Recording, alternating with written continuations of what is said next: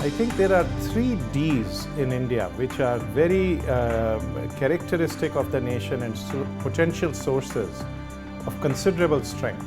And these 3 Ds are democracy, diversity, and demography.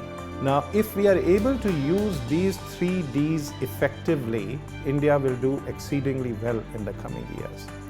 If the demographic profile is a dividend rather than a bomb, if the democracy helps us achieve results that the population at large supports as opposed to lead to total slowdown and bottlenecks, if we make sure that our diversity is an integrated diversity where we celebrate our differences as opposed to centrifuging the nation apart.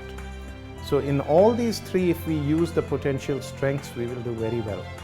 And in fact, one of the challenges for all institutions, academic institutions included, but also business institutions and other social and political ones, is to make sure that we use the positives of these 3 Ds for the nation in the coming years.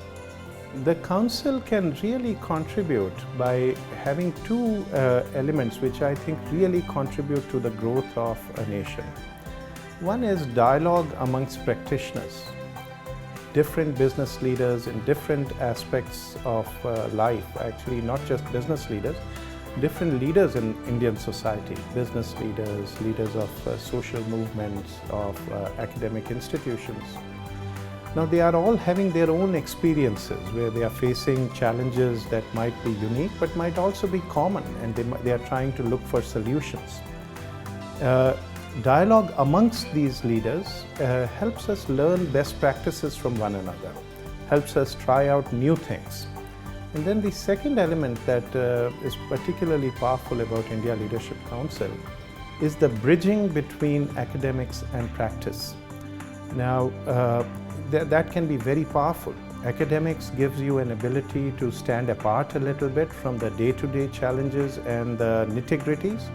On the other hand, the world of practice is right there on the coal face of what is happening.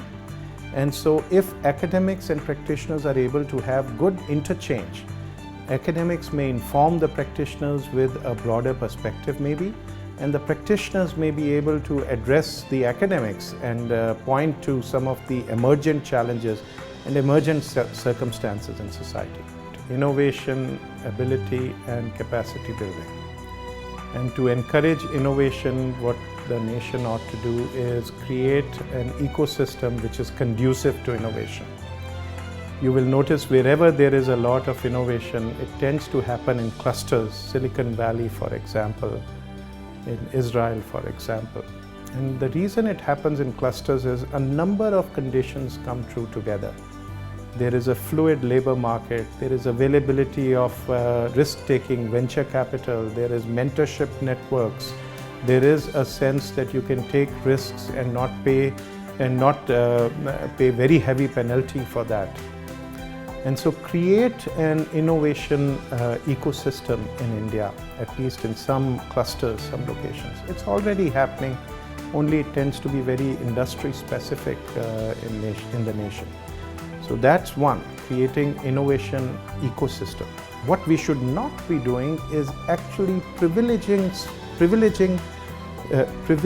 specific industries or specific geographies. Because policymakers are not very good at specifically identifying which industry will flourish or which sector will flourish. Just create equal opportunity for people in different areas, different dimensions to flourish, and provide them with a base infrastructure that they are able to give meaning to their dreams. Of course, this leads to the second question, which is capacity building. I hear a lot of people saying that we have to create jobs for our people, our youth, and I worry about that. Because if you create jobs for people, what you are trying to do is make sure that people just take those jobs and have a sense of entitlement. What you want to do is build capacity in youth so that they can be doing meaningful work. They might be creating jobs for others, building enterprises.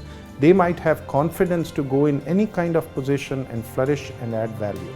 And the way you build capacity is by having good, meaningful, appropriate education. People again use the term skilling for it. I think skilling is just one dimension of effective education. I think it's a very good initiative. It gives us an opportunity for some people who are in leadership positions in different sectors of society to share thoughts, having ideas.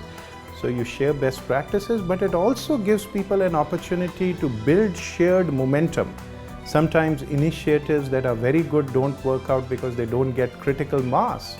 And having a council like this, if sufficient people are seized of some ideas or some things to do, this gives a platform and opportunity to push that more meaningfully.